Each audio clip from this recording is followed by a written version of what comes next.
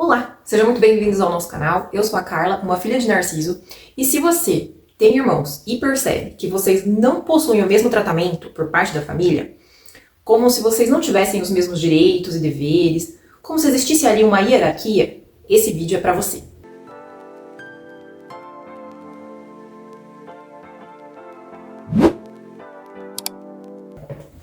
Bom, importante dizer que o intuito desse vídeo não é diagnosticar ninguém, tá? Mas sim explicar a dinâmica familiar narcisista em relação aos filhos. O foco é falar dos papéis que estes filhos ocupam dentro de uma dinâmica familiar narcisista. Não interessa se o pai ou a mãe envolvido naquela dinâmica familiar é narcisista patológico ou se ele apenas reproduz conscientemente ou inconscientemente um comportamento aprendido. Quando eu digo o narcisista, aqui em algumas partes desse vídeo, eu me refiro ao pai ou à mãe que concebeu, seja conscientemente ou inconscientemente, essa dinâmica familiar. Dito isso, dentro dessas dinâmicas é muito comum de se observar a existência de 2 a 3 papéis, tá? Isso acontece com muita frequência. E eles são separados ali por categoria e hierarquia. E aqui nesse vídeo eu vou falar sobre cada um desses 3. Bom, o primeiro de todos ali no topo da hierarquia dos filhos, a gente tem o filho dourado. Filho dourado recebe este nome porque o papel dele foi projetado para brilhar por aquele pai ou por aquela mãe, dentro da dinâmica e fora dela, certo? Então esse filho, ele vai receber uma validação daquele pai ou daquela mãe, vai receber até certas formas de elogio, tanto dentro da família quanto fora. Mas ao mesmo tempo, ele é validado e elogiado na medida certa, porque o papel dele é ser aquela extensão daquele pai ou daquela mãe que brilha, mas nunca ofuscar de vez aquele pai ou aquela mãe. O filho dourado, assim como os outros, ele vai ser manipulado para atender os interesses daquela mãe ou daquele pai. A relação dele com os outros irmãos será triangulada, então dificilmente os irmãos vão ter uma convivência muito harmônica e saudável entre si. Existe uma influência negativa por parte daquela mãe ou daquele pai na relação entre irmãos, e isso acontece com o filho dourado também. O filho dourado, embora ele receba alguma dose de validação, ele tem uma desconexão muito grande de si próprio, tá? Ele é o filho mais desconectado de si. Porque como ele recebeu muito cedo um papel ali de brilhar e ele recebeu alguma validação, ele tenta se encaixar naquele papel, porque ele quer receber aquela validação, aquilo que ele entende como amor, então ele precisa performar, certo? Automaticamente, essa performance afasta cada vez mais ele da sua essência natural, porque não se engane, apesar dele ter o papel no topo da hierarquia daquela família, ele também não é visto pelo pai ou pela mãe, certo? Então ele tenta se enquadrar naquele papel e passa a performar por aquela validação. Essa performance faz com que ele não desenvolva um autoconhecimento. Então ele já não sabe mais o que é ele, da mesma forma que o pai ou a mãe enxerga ele como uma extensão, ele a nível inconsciente também se enxerga como uma extensão. Ele já não consegue separar, mesmo na fase adulta, enquanto não trouxer isso para o consciente resolver, ele não consegue separar a performance dele, do que é ele performando e o que é a essência verdadeira dele. Então, na fase adulta, é muito comum que esse processo natural, né, do crescimento do ser humano, de individuação, não aconteça com esse filho. Assim como os outros irmãos, ele vai precisar de psicoterapia, ele vai ter as suas sequelas e não é incomum você ver um filho dourado entrar numa crise de identidade na fase adulta, tá? De começar a se perceber, a se olhar mais, de até se aproximar mais das suas próprias emoções, das suas próprias verdades, dele começar ali a se descobrir, um processo que deveria ter acontecido muito mais cedo, às vezes só acontece quando ele não está mais conseguindo sustentar aquela performance, e isso pode vir acompanhado de uma depressão, de uma síndrome do pânico, porque ele colapsou no personagem que ele desempenhou a maior parte da vida dele até ali. Então, muito embora as pessoas olhem para o filho dourado e às vezes até vejam uma imagem de semelhança ali daquela mãe ou daquele pai, por baixo daquilo existe muito sofrimento, tá?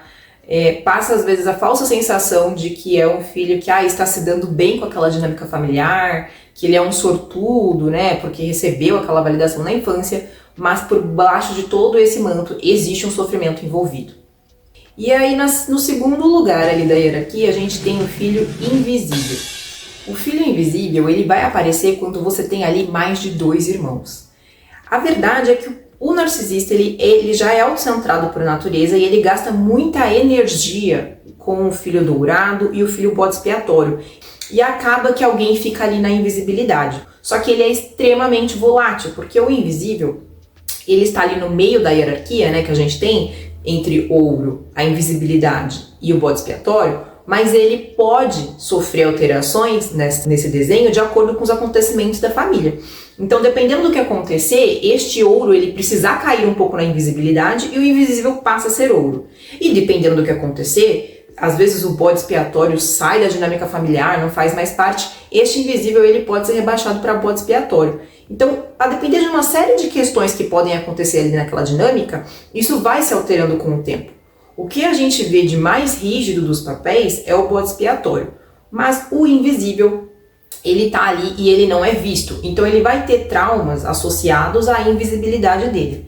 Mas o que vai acontecer com este filho na fase adulta é uma loteria, tá? Depende muito da temperatura e pressão daquela família. Ele pode ter medo de abandono se ele tiver ocupado um papel de invisível pela maior parte do tempo. Ele também pode ter uma dificuldade de se conectar com as suas emoções. Ele vai ter um mix ali de traumas parecidos com os 2 irmãos. Essa volatilidade da posição do filho invisível, ora promovido a ouro, ora na invisibilidade, ora até desempenhando um papel ali junto com o bode expiatório, o tipo de sequela que ele vai ter vai variar muito, por conta dessa volatilidade somada à temperatura e pressão daquela família. Mas uma coisa que ele vai precisar fazer também é a psicoterapia.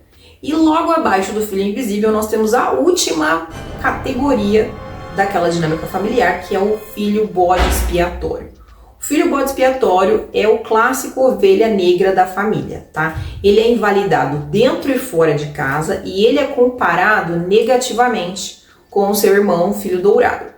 Tudo que ele fizer que ajudar a narrativa do personagem dele, que foi colocado ali para ele, vai ser extremamente evidenciado. Em contrapartida, o filho dourado, quando cometer erros ali, ainda que sejam os mesmos erros, aquilo não vai receber uma luz, aquilo vai ficar um pouco mais obscuro. Já o bode expiatório, não. Qualquer erro dele vai ser extremamente trazido à tona para que aquilo justifique o papel no qual ele foi colocado. O que a gente percebe que é muito comum é que o filho que recebe esse papel geralmente tem um perfil questionador e de discordância, tá? E é difícil de saber o que veio primeiro, se é o ovo ou a galinha. Mas o que a gente sabe é que em dinâmicas familiares narcisistas, o questionamento e a discordância não são coisas bem-vindas. Então, o fato deste filho trazer um questionamento ali para aquela mãe ou para aquele pai é algo extremamente desconfortável e que consolidam cada vez mais aquele papel. É o filho que ele precisa ser desacreditado, porque se um dia ele escancarar alguma incoerência ali, ele já não vai ter credibilidade nenhuma. O filho bode expiatório, ele vai ter uma autoestima muito frágil por ter sido tão invalidado, comparado negativamente, até mesmo subjugado.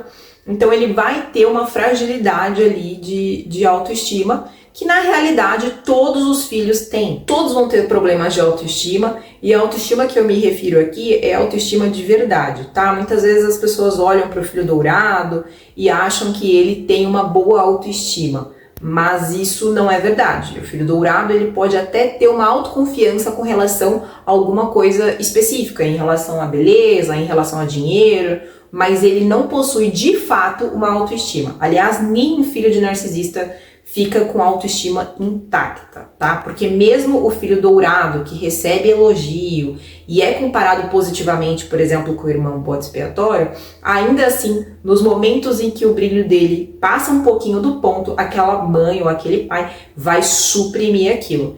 Então, para concluir, o que a gente nota é que existem 3 papéis, existe uma certa hierarquia, existe uma certa volatilidade, mas o que a gente também nota é que todos terão sequelas e todos precisam de ajuda.